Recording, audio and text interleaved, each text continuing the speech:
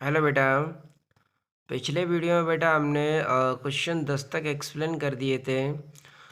इस वीडियो में बेटा हम क्वेश्चन 10 से आगे के क्वेश्चन एक्सप्लेन करने वाले हैं,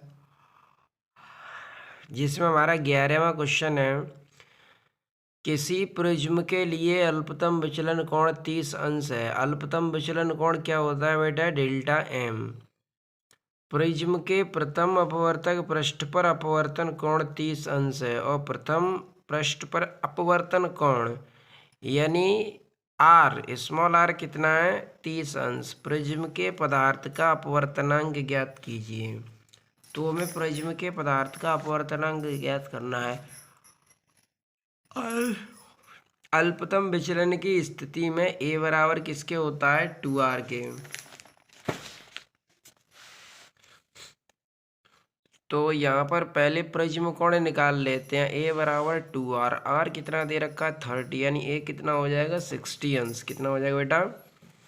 60 अंश। अब निकाल लो अपवर्तनांक। एन बराबर sine delta m plus A upon 2, तो upon sine A by 2। Delta m का मान कितना है अपने पास? 30 अंश।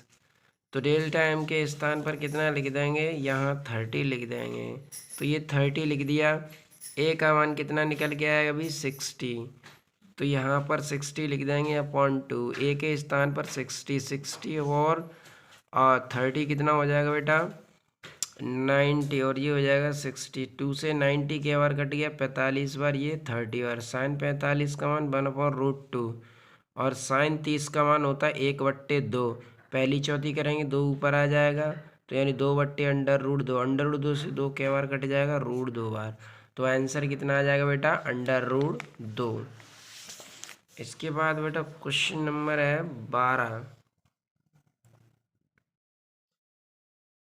1.5 अपवर्तनांक वाले प्रिज्म का प्रिज्म कोण 4 अंश है। तो प्रिज्म कोण क्या होता है? ए। प्रिज्म कोण है 4 अंश, तो उसका न्यूनतम विचलन कोण कितना होगा? डेल्टा एम पूछा है, वही इसमें क्या रखा है अथवा वाले में। तो 1.5 एन कितना दे रखा है? 1.5। प्रिज्म कोण ए कितना दे रखा है? 4 अंश। अल्पतम विचलन कोण डेल्टा एम ज्ञात करना है, तो प्रिज्म कोण ए है 4। तो यहाँ पर बेटा एन कितना दे रखा है हमें? 1.5। एन बेटा 1.5 है। ए कितना है? प्रिज्म कोण ए कितना है? 4 अंश। प्रिज्म कोण दे रखा है बेटा 4 अंश। डेल्टा एम ज्ञात करना है, तो अल्पतम विचलन कोण का फॉर्मूला होता है बेटा डेल्टा एम बराबर ए एन माइनस 1 पतले प्रिज्म से। तो ए की वैल्यू रख देंगे बेटा 4, एन का मान रख देंगे 1.5 माइनस 1। 1.5 में से 1 घटा दो, 0.5 बचा। तो कितना आ जाएगा बेटा? ये 2 अंश आ जाएगा। कितना आ जाएगा? 2 अंश।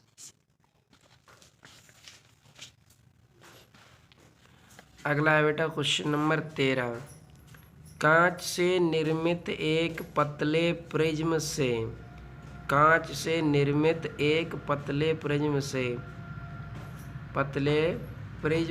न्यूनतम विचलन कोण 4 अंश है। पतले प्रिज्म से न्यूनतम विचलन कोण कितना है बेटा? न्यूनतम विचलन कोण 4 अंश है। प्रिज्म कोण ज्ञात कीजिए। ए ज्ञात करना है हमें। कांच का अपवर्तनांक एन दे रखा है 1.5।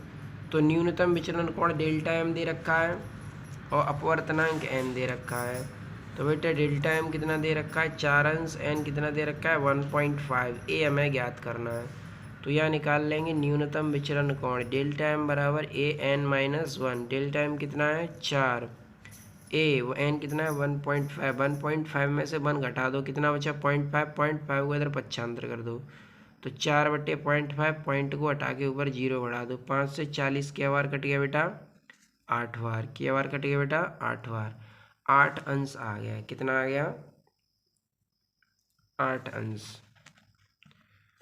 इसके बाद है बेटा क्वेश्चन नंबर 14। क्वेश्चन नंबर 14 में क्या कह रखा है इन्होंने? एक पतले कांच ANG बराबर 3/2 के प्रिज्म द्वारा एक प्रकाश किरण का न्यूनतम विचलन कोण 40 अंश है। डेल्टा टाइम कितना है? 40 अंश। यदि प्रिज्म को एक द्रव यदि प्रिज्म को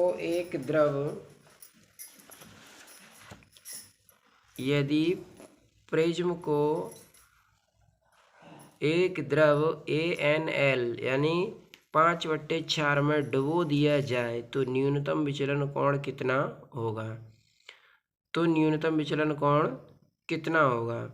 तो यानी बेटा देखो, एक पतला प्रिज्म है AnG, वायु के सापेक्ष कांच का अपवर्तनांक है 3/2। प्रिज्म द्वारा एक प्रकाश किरण का न्यूनतम विचलन कोण 40 अंश है। यदि प्रिज्म को एक द्रव AnL बराबर 5/4 में डुबो दिया जाए तो न्यूनतम विचलन कोण, यानी डेल्टा एम पूछ रहा है। तो वायु के लिए डेल्टा एम दे रखा है उसने, और ये द्रव में माध्यम में विचलन कोण पूछ रहा है। तो पहले हम प्रिज्म कोण निकाल लेंगे। क्या निकालेंगे? प्रिज्म कोण। तो देखो बेटा, AnG दे रखा है 3/2, डेल्टा एम दे रखा है 40 अंश, और AnL दे रखा है 5/4। डेल्टा एम डैश हमें क्या करना है बेटा? ज्ञात करना है डेल्टा एम डैश, जो कि माध्यम में विचलन, न्यूनतम विचलन कोण होगा। तो पहले हम इन दो स्थितियों से प्रिज्म कोण ज्ञात करेंगे, AnG और डेल्टा एम से। तो पहले बेटा प्रिज्म कोण ज्ञात कर लेते हैं। तो यहाँ वायु के लिए पहले लिखेंगे, तो डेल्टा एम बराबर AnG - 1। तो यानी ये फॉर्मूला बेटा वही है, डेल्टा एम बराबर ये लिखते हैं An-1, ये ठीक है। डेल्टा एम बराबर An-1, ये प्रिज्म, पतले प्रिज्म से न्यूनतम विचलन कोण का सूत्र है। तो डेल्टा एम बराबर AnG - 1। AnG कितना था बेटा? 3/2 - 1, डेल्टा एम कितना था? 40। और यहाँ 2 1 कम 2, 3 में से 2 घटा दो, 1/2, 2 का गुणा कर दो, कितना आ गया? 80 अंश। कितना आ गया? 80 अंश। तो ये प्रिज्म कोण निकला है। अब माध्यम में डेल्टा एम डैश बराबर AnG/AnL - 1। AnG कितना है बेटा? 3/2। AnL कितना है? 5/4। तो AnG है 3/2, AnG है 3/2, AnL है 5/4। पहली चौथी करेंगे तो 4 तिया 12 और 5 दूनी 10। इसके बटे में 1 मान लो। 10 और 1 का एलसीएम कितना आ गया? 10। 10 एकम 10, 12 में से 10 कम कर दो, 2 बचे। 0 से 0 काट दो, 8 दूनी 16। तो कितना आ जाएगा बेटा? 16 अंश आ जाएगा। कितना आ जाएगा बेटा? 16 अंश। ठीक है। तो ये माध्यम में सापेक्ष अपवर्तनांक है AnG/AnL, यानी LnG, यानी कांच के सापेक्ष द्रव का अपवर्तनांक, वो द्रव के सापेक्ष कांच का अपवर्तनांक है। ठीक है, ये वाला फॉर्मूला लिखा है हमने यहाँ पे,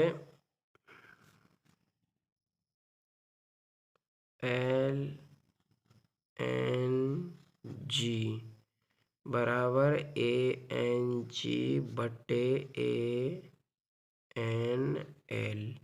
ये फॉर्मूला लिखा है, जो कि सापेक्ष अपवर्तनांक का होता है। ठीक है बेटा, इसके स्थान पर, एन के स्थान पर। क्वेश्चन नंबर अगला है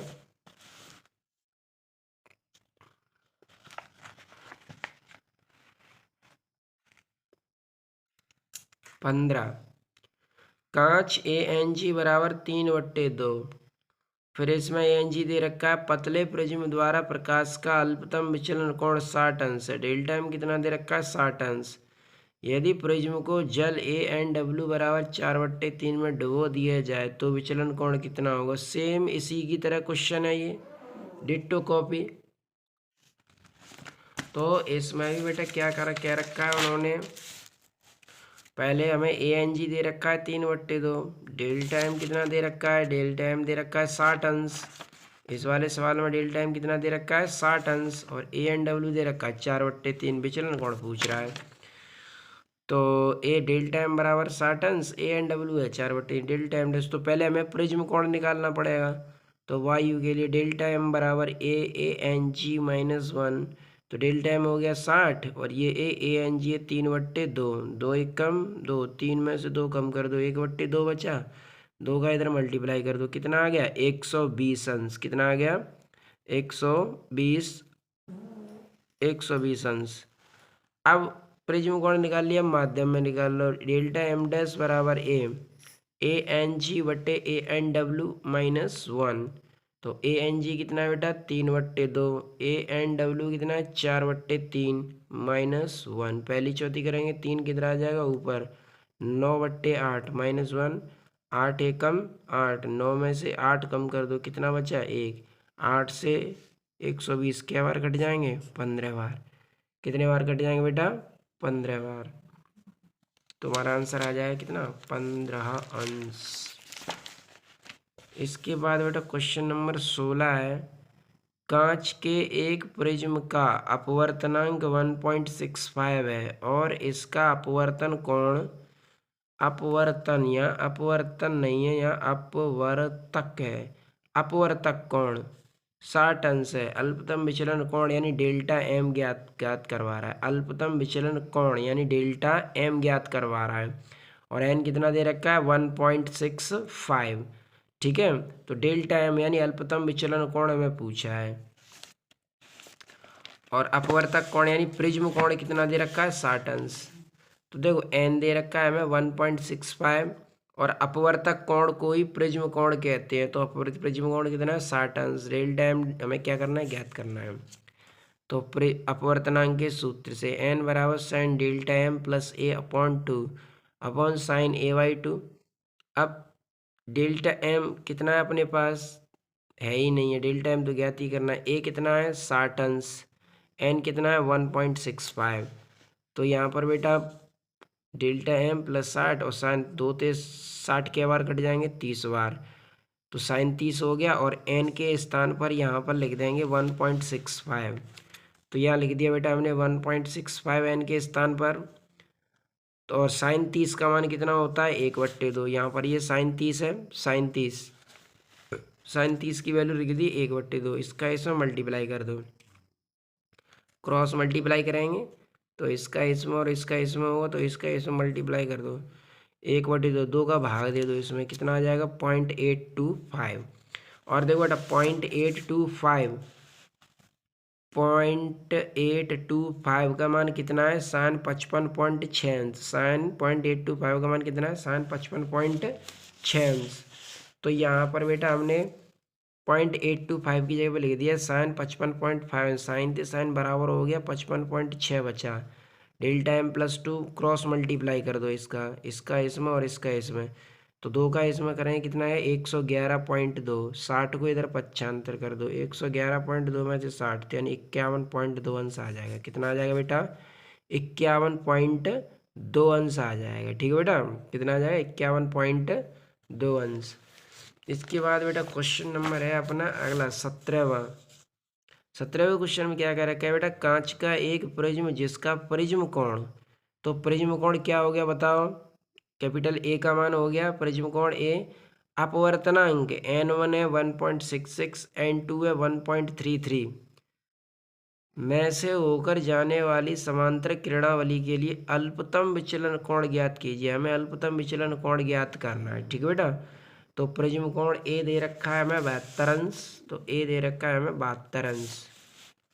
अपवर्तनांक n1 दे रखा है ए 1.66, n1 दे रखा है 1.66, n2 दे रखा है 1.33, n2 दे रखा है 1.33। डेल्टा एम ज्ञात करना है हमें, क्या ज्ञात करना है बेटा डेल्टा एम, ठीक है। तो प्रिज्म कोण ए दे रखा था हमें और n1 दे रखा था 1.66, n2 दे रखा है 1.33, अल्पतम विचलन कोण ज्ञात करना है, ठीक।